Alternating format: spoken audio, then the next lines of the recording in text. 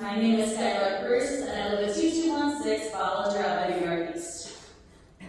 Last week, I attended the City Council work session. I was not surprised to learn that Council Member John Mariel and Council President Kristen Bates-Elward are pushing for changes to restrict public speaks.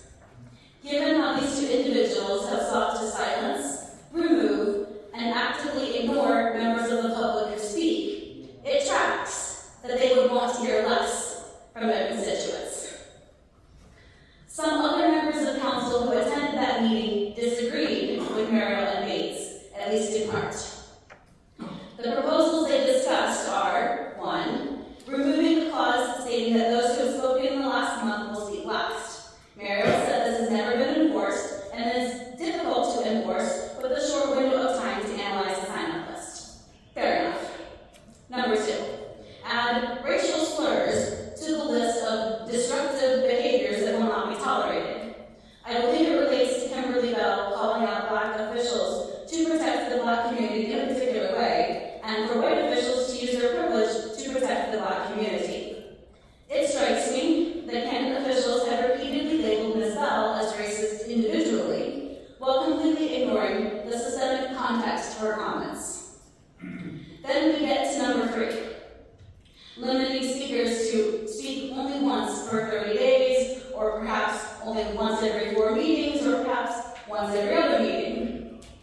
Number 4, limit speakers to items that are already on the agenda for that particular meeting. Number 5, shorten the maximum time speakers may speak from 3 minutes to 2 minutes. To me, this sounds like, if you won't go away and be quiet because we keep ignoring you for years, we will limit your speech so you'll annoy us less often. Public officials who cannot bear to listen to public feedback are in the wrong line of work. This elitist attitude completely fails to understand public speaks. Do you realize that the public is doing you a huge favor by coming to a meeting at a specific time and place, signing up to speak in an orderly fashion, and speaking only for 3 minutes? Actively listening to public speaks can limit how many other gatherings you might need to attend to find out what's concerning to your constituents. That is, assuming you care and take action. Martin Luther King Jr. said that a riot is the language of the unheard.